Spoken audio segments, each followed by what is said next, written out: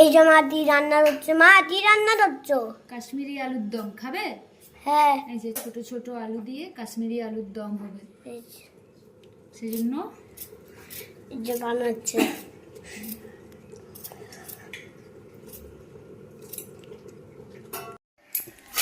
যে এখানে আমি সব ছোট ছোট আলুগুলো ছুলে নিয়েছি, এখানে ছোট আলু দিয়েই বানাবো।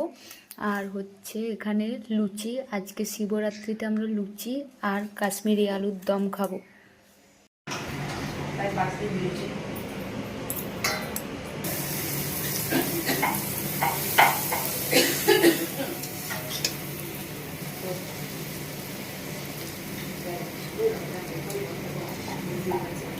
আগে লুচিগুলো করে নেব। এদিকে আমার শিব পুজোও কমপ্লিট হয়ে গেছে, যেহেতু বিকেল 5টা বেজে গেছে, চতুর্দশী লেগে গেছে, তাই আমি এদিকে পুজোটা আগে করে নিলাম।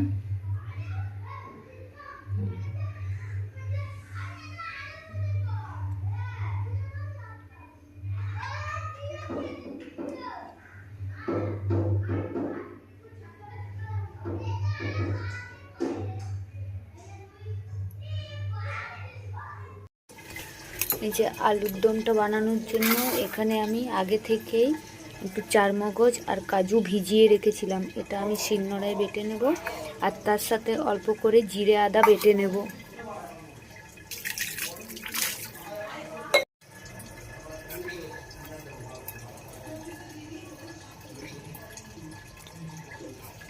চারমগজ আর কাজুটা একসাথেই বাটবো।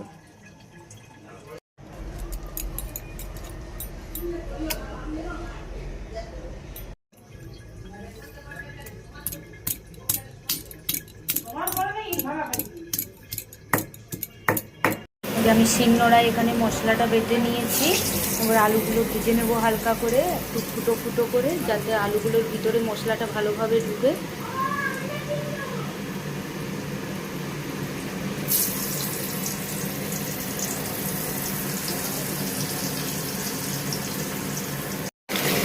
আলুটা আমার প্রায় এখানে ভাজা ভাজা হয়ে এসেছে।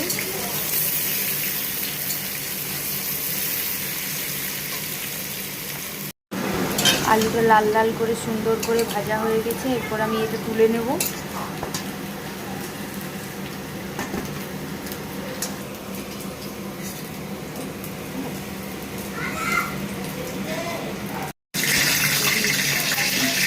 লঙ্কা তেজপাতা সব ফোড়ন দিয়ে দিলাম।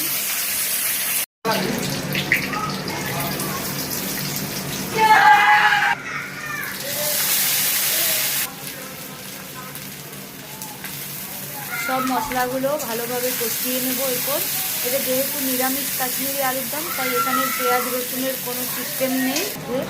ধনে গুঁড়ো দিয়ে দিলাম,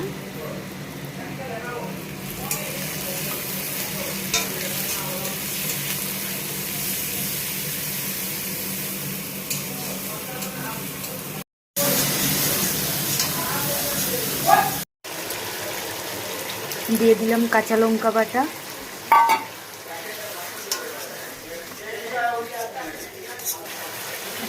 স্বাদ মতো লবণ দিয়ে দিলাম।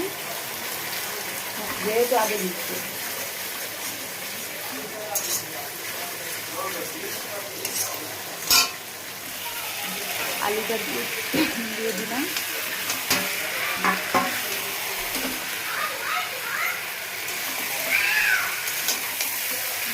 এরপর আমি মশলাটা আলুগুলোর সাথে ভালোভাবে মাখিয়ে নেব।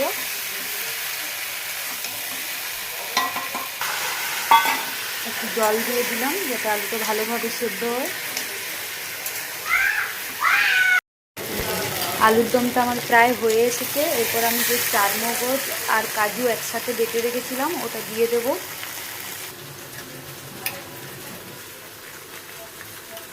এরপর এটা দিয়ে দেবো।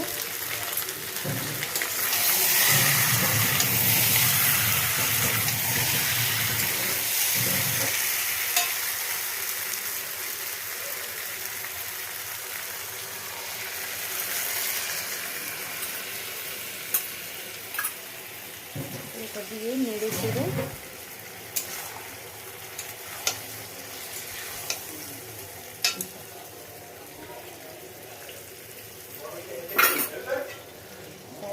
কাশ্মীরি আলুর দম রেডি। এটা কিন্তু একদম সম্পূর্ণ নিরামিষভাবে করলাম, যেহেতু আজকে শিবরাত্রি, সেই জন্য এখানে পেঁয়াজ রসুনের কোনো সিস্টেম নেই। নিরামিষভাবে কাশ্মীরি আলুর দম করে নিলাম। দেখুন আমার কাশ্মীরি আলুর দম একদম কমপ্লিট। তো চলো বন্ধুরা, ভিডিওটা এখানেই শেষ করছি। ভালো লেগে থাকলে লাইক করে সাবস্ক্রাইব করে দেবেন।